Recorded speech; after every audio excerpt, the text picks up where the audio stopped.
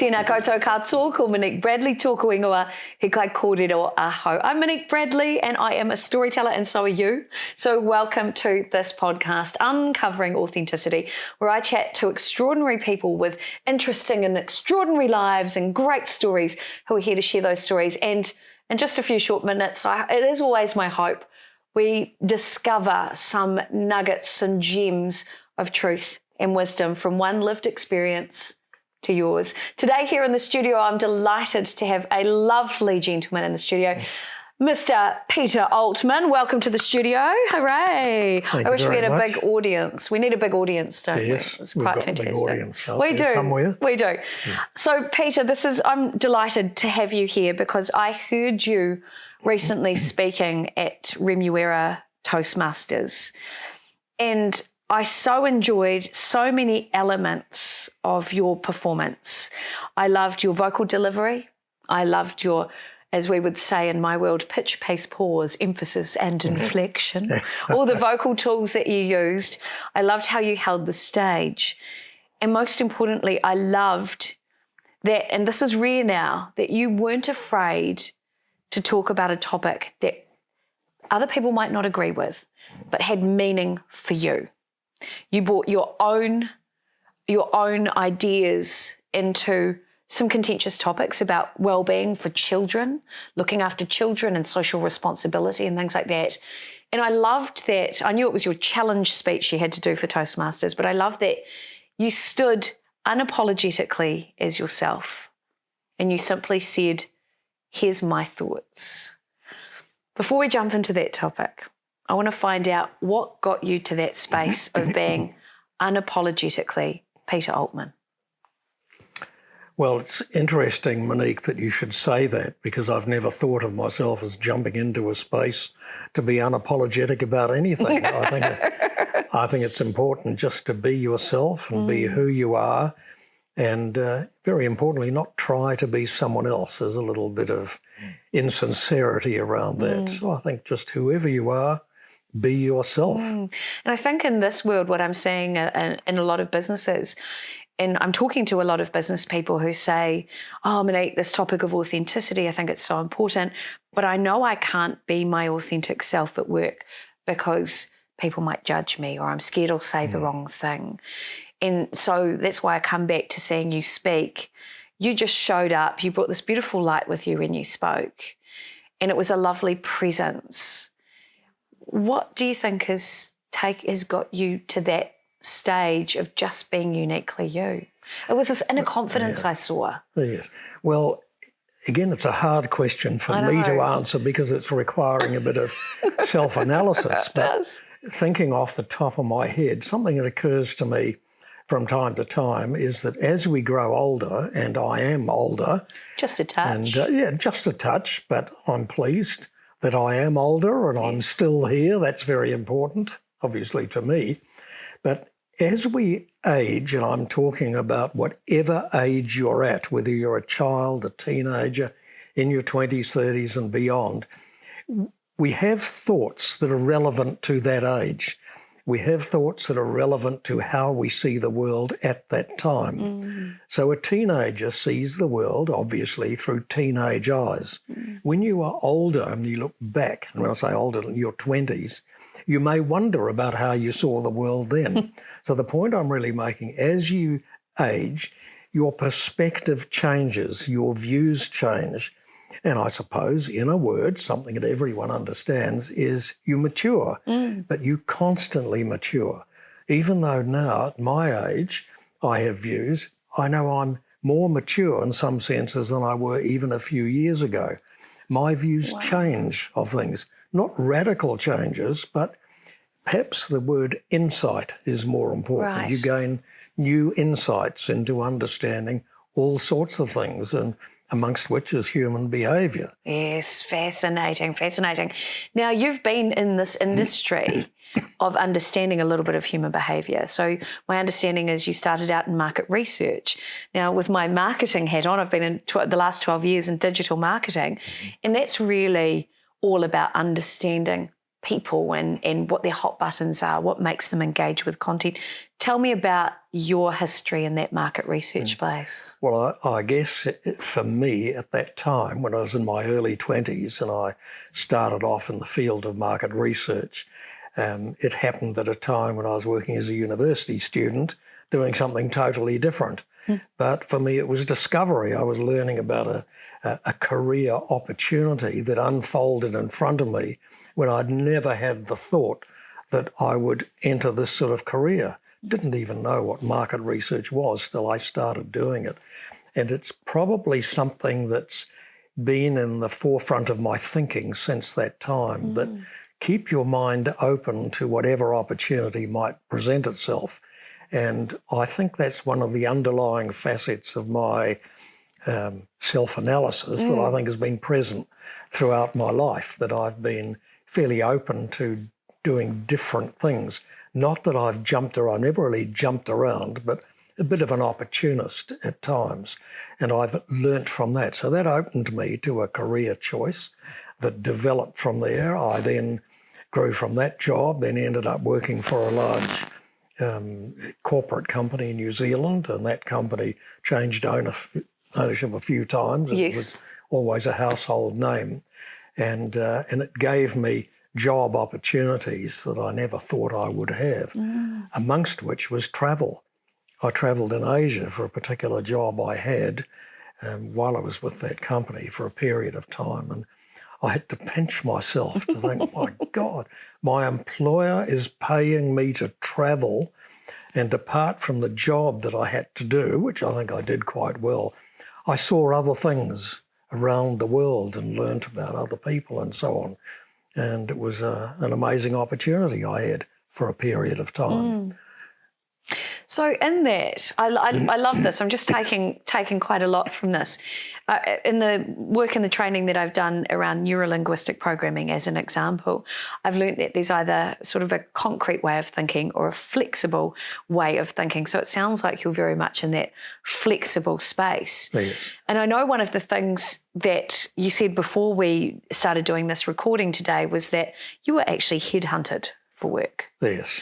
What do you think was your flexible mindset and being open to opportunities, as an example? Do you think that's part of what made you attractive to headhunters? I think so. I think the term headhunted makes it sound a lot more, what would you say? I don't know if glamorous is quite the right term. It is pretty glamorous. I was just in my mid-20s at that time. Wow. And the way I saw it was I was offered an opportunity to join a company for whom I'd been doing work in the company that I was with at the time.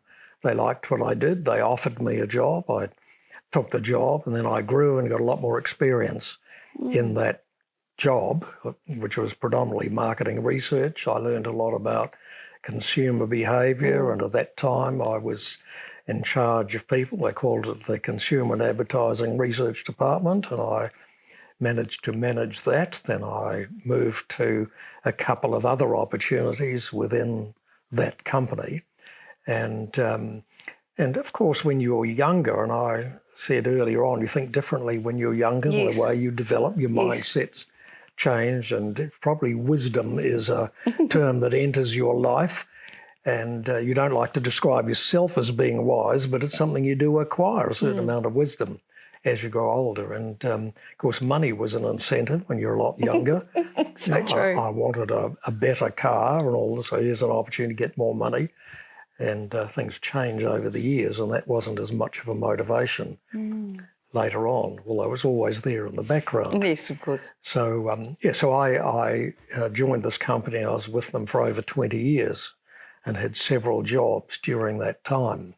And I only ever applied for one job, which I ended up getting that particular job. Wow.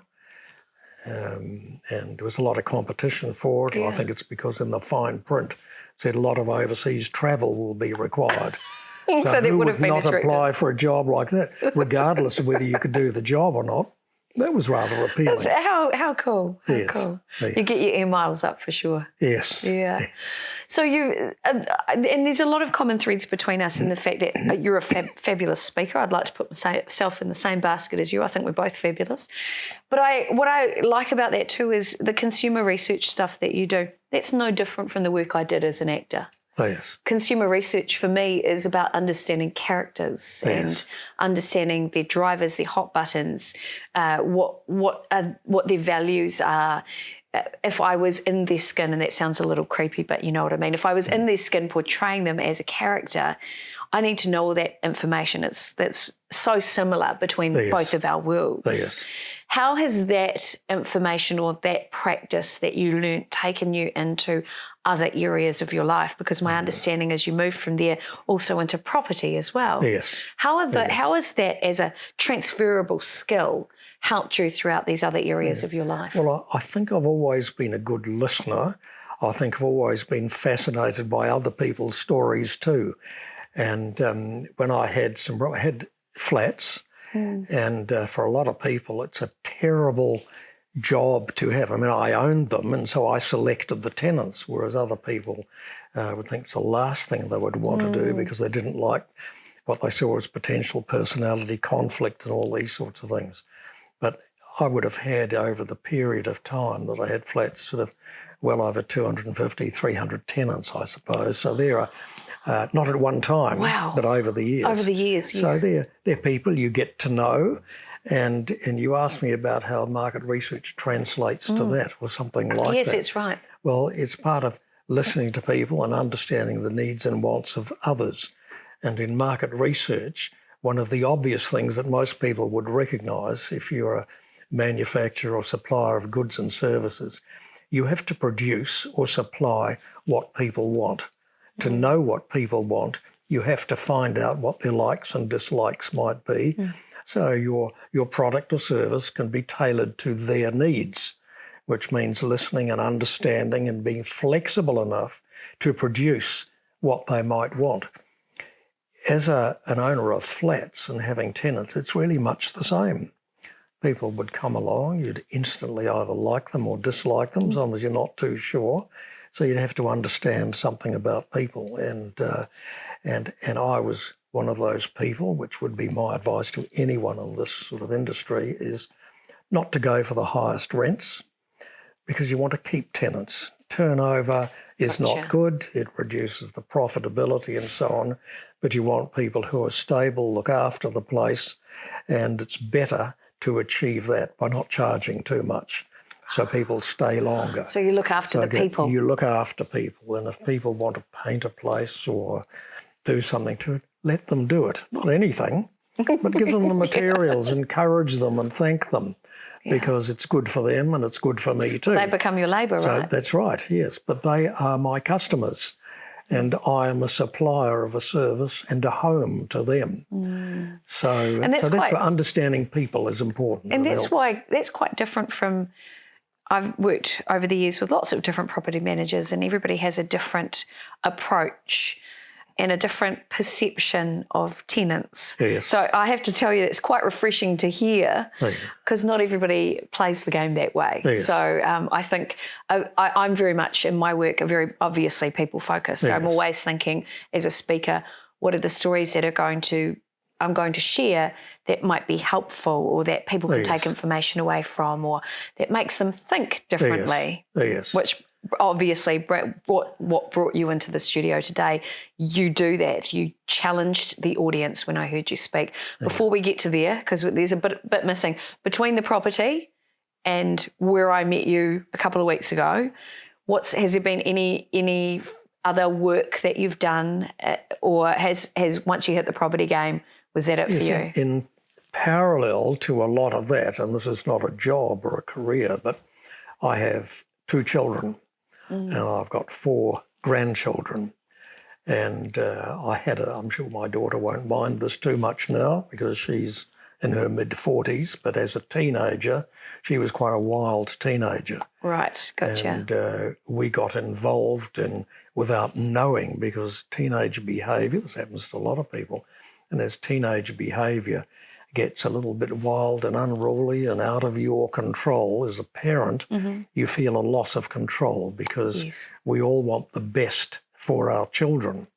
And when it looks like that dream might fade, in fact, there's a term I like that parents have. They have a dream for the perfect child, and sometimes that dream can fade.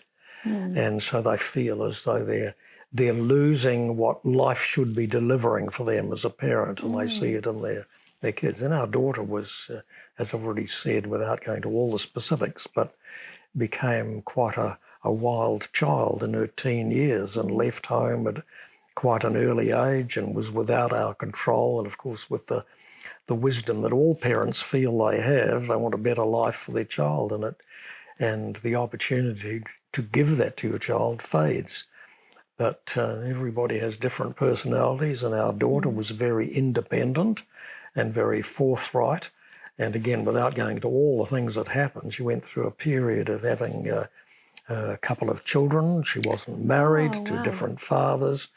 And we developed, my wife and I, in the background, sort of thoughts about how, in spite of her behaviours, in an odd way, she's in control of her destiny. It is her destiny. She's in charge of it. Might not be what we wanted, but with our intervention, which was certainly not overbearing, we learned a lot about behaviour, and it introduced us to a world of parents who are having huge difficulties with their children. Oh, wow. And this was in the early 90s, desperately seeking some sort of support for ourselves. My wife and I joined an organisation called Tough Love. Oh, I know Tough Love. Yes, it's still around, but it's barely a shadow of what it was way back then, because all sorts of helping agencies have developed since then.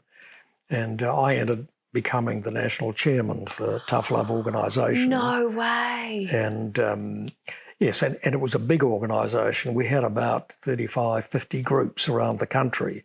Now there are probably only 6 or 7, and they're sort of barely holding together. But the organisation itself is very, very good. Its philosophy is excellent, and it's not, as a lot of people think, doing tough things to your kids. It's getting parents to do tough things, knowing what to let go of, how to put standards in place for your kids, consequences and so on. No violence, nothing like that. No. But how to be positive with your children, to encourage good behaviour with positive thoughts and behaviours, etc. So anyway, I was involved with that, or got intensely involved with them, travelled to the United States and Canada twice and spoke at different conferences, and because it was a big organisation with a big base. But it has faded away in the United States as well. But that I'm still with them because I'm a life member, but I'm not actively involved. But I learned a lot about the importance of parental involvement with families, and a massive amount of empathy, compassion, empathy and compassion, that's enough, sums it up, for other parents who are going through difficulties and their need for help and support. So I learned a lot more, another layer to my growing wisdom again. I use that word carefully because it sounds a little bit self-congratulatory. No, you congratulate yourself. I think it's fantastic. You gain some wisdom, and that helps others, and that's what the organisation is. Sometimes the best help comes from the least likely sources. So that's why it's important to keep your mind open to opportunities for help when you need help. And I could see what I did and what others did, my wife was involved as well, was very helpful for parent support, which is why now, later in life, I still believe even more strongly that taking self-responsibility, and I'm talking about parenting, most parents can do much, much, much more than they think they can if they get given the tools and know how. 100%. That's amazing. And less be less demanding on others solving your problem. You have it within you to solve your own problems. It's just that sometimes you don't know how. And it's just a little tweak to what you're doing sometimes makes a big difference. So that's parallel to my working career, because I was intensely involved for many, many years. And I enjoyed it, if you can say you enjoyed it, but I learned a lot from others, and which is why it gives me the strong belief that what we need, and I don't know where to start with this thought or how grand it could be. Yeah. You heard it first here. Okay. What we need is a ministry of good parenting.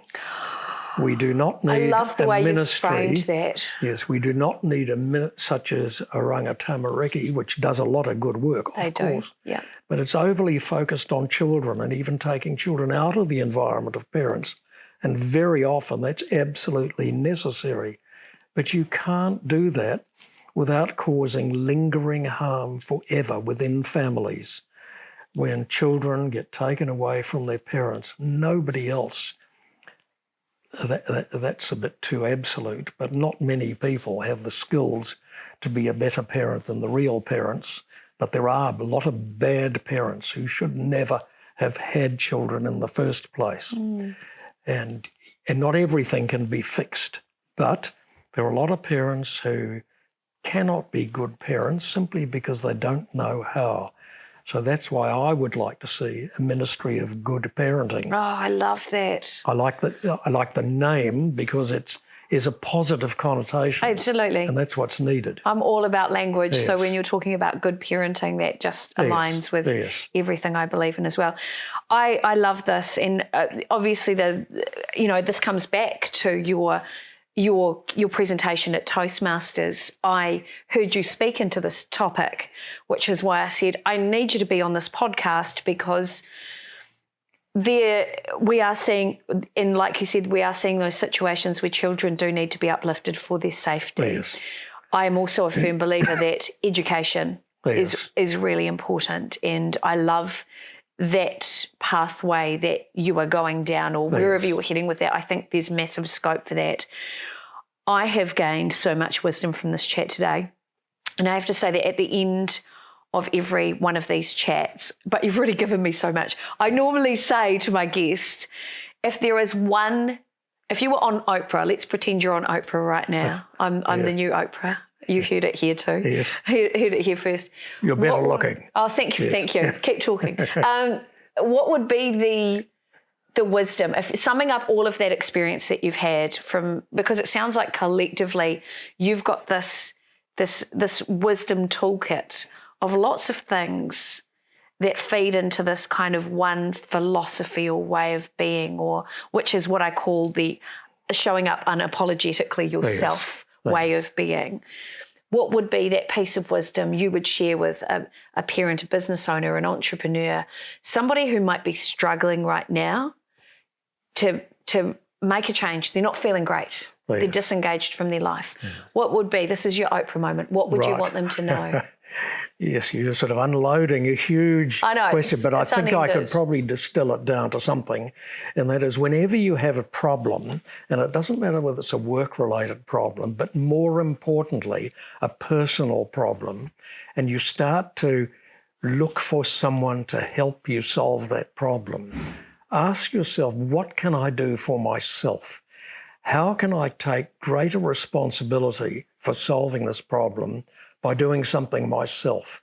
Because I think when we get to this fork in a road where there's a big problem, we go down the road, the fork, where we're looking for someone else to do it for me or someone else to blame. I think generally there's too much blaming in society. It's always someone else's fault. But whenever a problem arises, we have a role to play in it. And I think it's important to look at ourselves for what can I do? That's one thing. And the other thing, because there's another thing too, it's important to let go of things that really hurt you, concern you a lot. I don't mean ignore, but don't let it consume you. It's important to look to positive things things that you can do that make life a little bit easier, make you more content. Be selfish. And I don't mean just go and sit amongst the roses and gaze at the blue sky and the clouds floating by. That can be helpful, but you've got to take action. And unless you take action, nothing is really going to happen. So action that leads to increasing your sense of self-worth, self-responsibility, and lessening the natural desire that some people have to blame others for their problem. Oh. Wow, so good. That is so good. That is literally a mic drop moment, if you know the term. Oh, yes. So good. I'm so there with you. That is incredible. Well, Peter, I've absolutely delighted I am delighted spending this time with you and listening to your toolkit of wisdom coming through. And thank you for being so present with me and sharing time and space and all of this goodness. It was a delight and a pleasure. Thank you. Thank you very much, Monique. Thank you. It was a pleasure for me to be here too.